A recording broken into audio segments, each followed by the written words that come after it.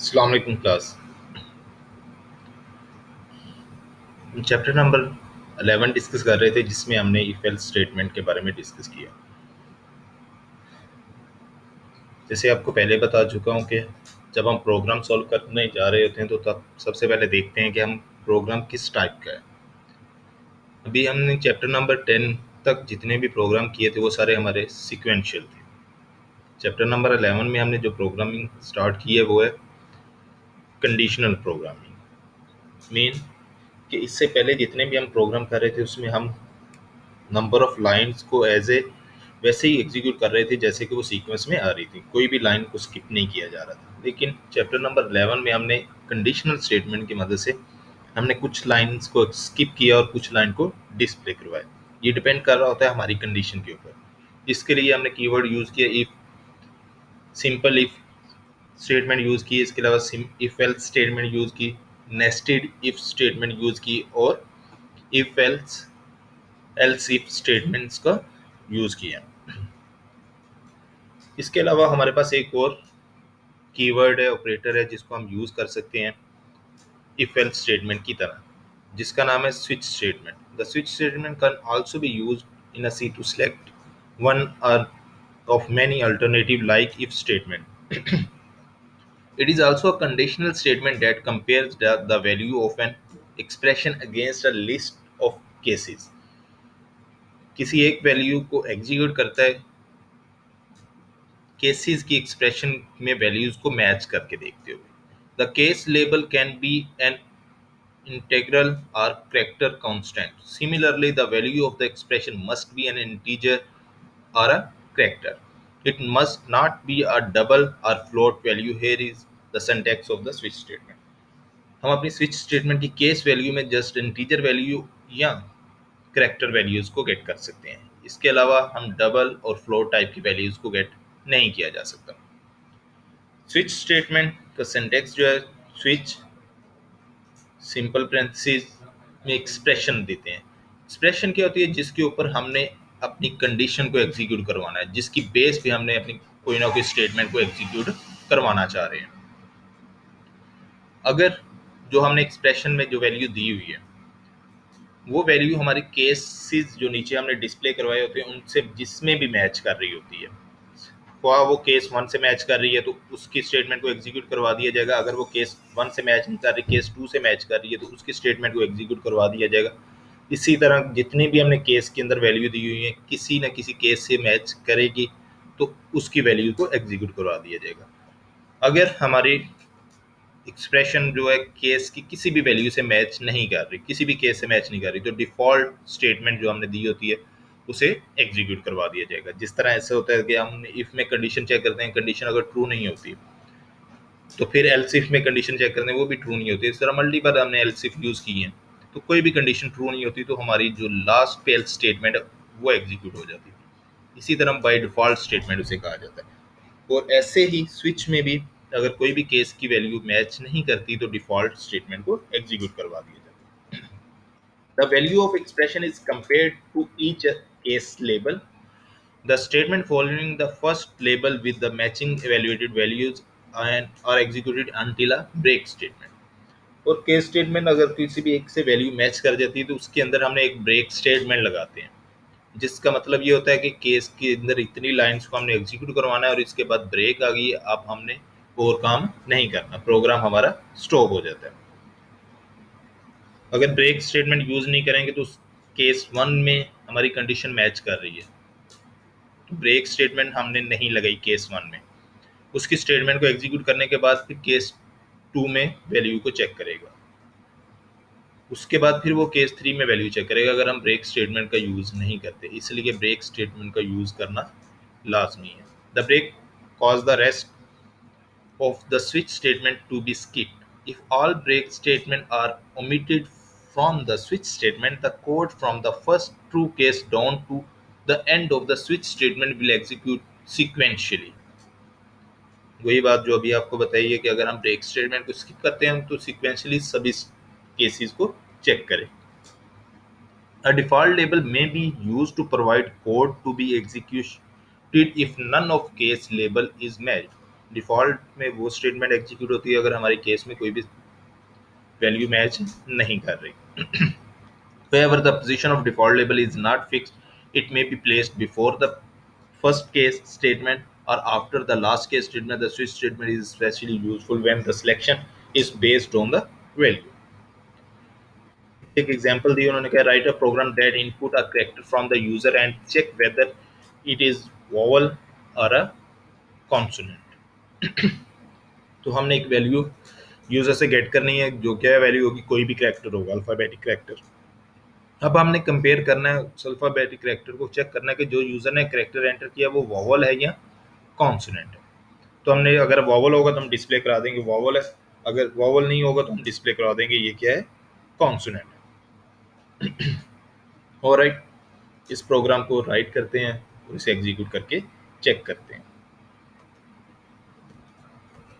सो इसके लिए डेव में आएंगे, control and new file get करते हैं, इसे राइट डाउन करना स्टार्ट करें, hash include stdio dot h. इसके अलावा हम एक दूसरी लाइब्रेरी भी ऐड कर लेंगे जो कि हम कैरेक्टर वैल्यू को इनपुट लेने के लिए यूज करते हैं, जिसका नाम है hash include onio dot H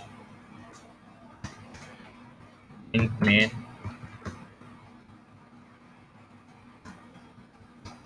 return function return 0 and then. अब हम अपने एक्चुअल वर्क की तरफ आते हैं। सबसे पहले हमने यूजर से क्या चीज गेट करनी है, यूजर से हमने एक अल्फाबेट गेट करना है और उसको हमने किसी एक वेरिएबल के अंदर स्टोर कराना है और उसके ऊपर फिर हम कंडीशंस को अप्लाई करेंगे, अपनी स्विच स्टेटमेंट उसी एक्सप्रेशन के ऊपर अप्लाई करेंगे। तो सबसे पहले मैं एक वेरिएबल डिक्लेयर कर देता हूँ 4, इसका नाम सी एच रखा हुआ है, 4 टाइप का वेरिएबल है और नाम क्या है, सी एच। printf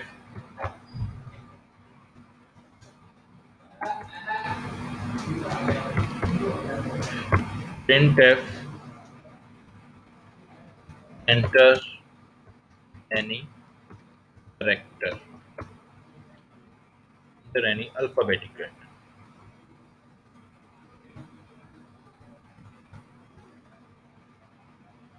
कोई भी कैरेक्टर एंटर करेगा वो किस में जाके स्टोर होगा, किसी एक वेरिएबल में जो कि हमने ऊपर डिक्लेयर करवाया है, सी एच नाम का वेरिएबल, इसमें हमने इसे स्टोर करवाना है। यहीं भी स्किप करते हैं, उसके बाद हम यूज करते हैं गेट सी एच का फंक्शन। तो C H is equal to है हमारे पास गेट सी एच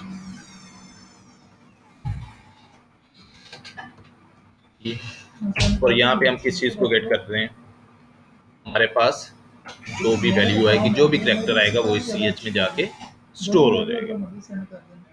ऑलराइट, अब यूजर जो भी वैल्यू एंटर करेगा वो सी एच में स्टोर हो जाएगी। उसके बाद स्विच स्ट्रक्चर, इसके पैरेंथेसिस में हम एक्सप्रेशन देंगे जिसके ऊपर हमने केसेस अप्लाई करने, तो वो किसके ऊपर अप्लाई करना चाह रहे हैं, सी एच के ऊपर। तो यहाँ पे हमने वैल्यू दे दी। अब स्विच के अंदर जितने भी केसेस लिखते हैं वो हम किस में लिखते हैं, इनको करली ब्रेसेस के अंदर इसके केसेस स्टेटमेंट को लिखा जाएगा। करली ब्रेसेस स्टार्ट करते हैं और यहाँ पे हम राइट करते हैं case, first case by default जो हमारे पास केस होता है वो केस 1 ही होता है। इसमें हम अगर लोअर ए एंटर किया हुआ है, ये केस हमारा क्लोज हो गया। इसी के बाद केस या कैपिटल ए एंटर किया, क्योंकि हमारे पास जो होते हैं वोवल वो ए ई आई ओ यू होते हैं, ठीक है। अब ये स्मॉलर लोअर केस में भी ए एंटर किया जाए तो वो भी वोवल है, और अगर अपर केस में भी एंटर किया जाए तो वो भी क्या है, वोवल है। इसलिए हमने डबल केस लिखा हुआ है कि चाहे यूजर लोअर में एंटर करे या अपर में एंटर करे, लेकिन उसने वॉवल एंटर किया तो स्क्रीन के ऊपर क्या डिस्प्ले करवा दे, वॉवल ही डिस्प्ले करवा दे। फिर हम स्क्रीन के ऊपर अगर ए एंटर किया तो हमें पता है कि ये एक वॉवल है, तो हम इसे बता देंगे कि यूजर ने जो है वो वॉवल एंटर किया। तो print F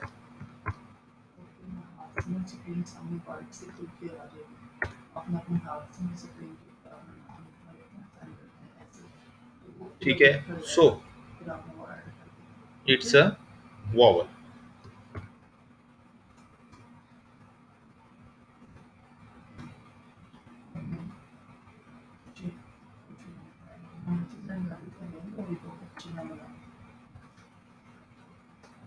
it's a vowel, जो भी यूजर ने एंटर किया वो एक वॉवल एंटर किया हुआ। और बाद में क्या लगा देंगे, ब्रेक। ब्रेक स्टेटमेंट को आपने स्किप नहीं करना।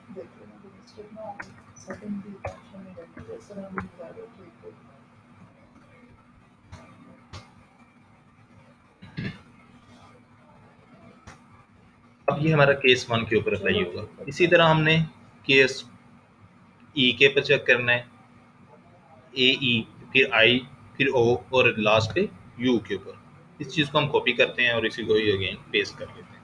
बार बार टाइपिंग करने की ज़रूरत नहीं है, जस्ट हम चेंजिंग कर लेंगे। कंट्रोल वी,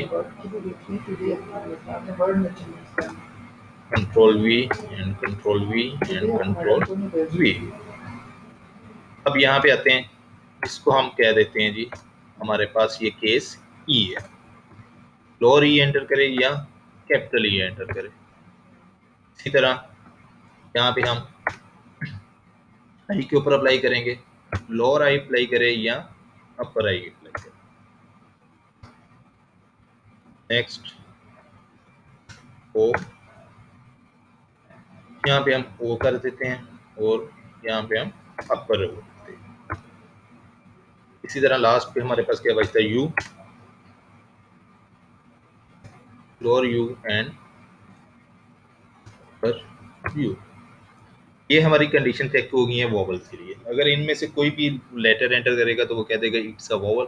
अगर इनमें से कोई भी लेटर वो एंटर नहीं करता तो हम डिफॉल्ट स्टेटमेंट यहाँ पे यूज कर लेते हैं।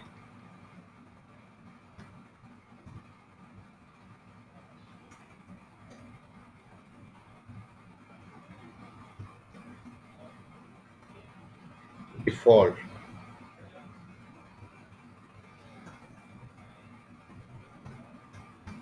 डिफॉल्ट डिफॉल्ट में हम क्या चीज़ प्रिंट करेंगे, हम ये कह देते हैं कि यहाँ पे कोई भी वॉवल उसने एंटर नहीं किया, जो भी वर्ड एंटर किया वो वॉवल नहीं। प्रिंट एफ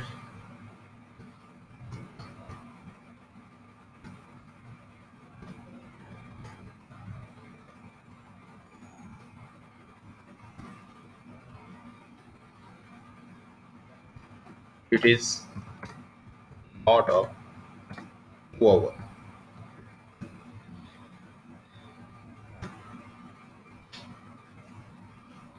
अब इस प्रोग्राम को कंपाइल एंड रन करते हैं, देखते हैं कोई एरर या कोई प्रॉब्लम तो नहीं है हमारे पास। उसके लिए F11 पहले से सेव करना पड़ेगा। वॉवल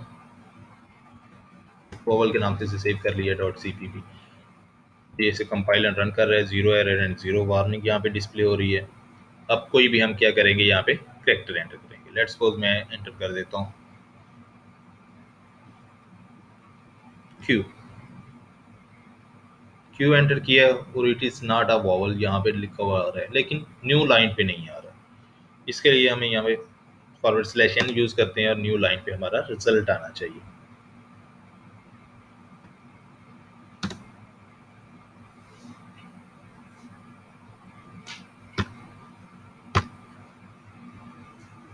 सेव करते हैं इसे अगेन और दोबारा इसे कंपाइल एंड रन करके देखते हैं। No, it's not a correct syntax. Forward slash नहीं, बैक स्लैश एन यूज़ करेंगे यहाँ। ओके, अब ये न्यू लाइन पे आ जाएगा। इसी तरह अगर ये न्यू लाइन पे आएगा तो इसके बाद गेट सी एच में जो करेक्टर गेट करेगा उसके बाद जो रिजल्ट है वो भी किस में आना चाहिए, न्यू लाइन पे ही आना चाहिए। तो यहाँ पे एक और प्रिंट स्टेटमेंट यूज़ कर लेते हैं, प्रिंट एफ, और उसमें जस्ट न्यू लाइन के लिए टैग दे देते हैं।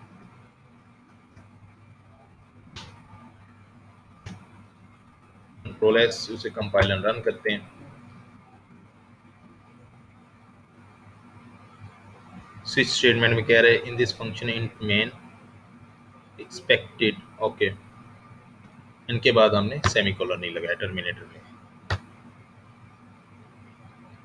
अब देखें ये कर्सर कहाँ पे ब्लिंक कर रहे हैं, न्यू लाइन पे ब्लिंक कर रहे हैं। ऊपर हमने एंटर एनी अल्फाबेटिक कैरेक्टर के साथ आगे फॉरवर्ड स्लैश एन लिखा, तो उसकी वजह से ये न्यू लाइन के ऊपर ब्लिंक कर। यहाँ पे मैं एंटर करता हूँ क्यू, क्यू एंटर किया तो उसने कह दिया it is not a vowel, तो रिजल्ट भी हमारा न्यू लाइन पे डिस्प्ले हो रहा है। अब हम कोई वॉवल एंटर करके देखते हैं, ए एंटर किया तो इट इज अ वॉवल। इस तरह आपकी स्विच स्टेटमेंट वर्क कर रही होती है। ये एक इंपॉर्टेंट प्रोग्राम है, इसे अच्छी तरह समझ लीजिएगा, और बच्चे इसकी प्रैक्टिस आप करेंगे तो आपको ज़्यादा से ज़्यादा प्रैक्टिस करेंगे तो ज़्यादा क्लियर होगा। और student, next lecture we will discuss ternary operator. Allah हाफिज़।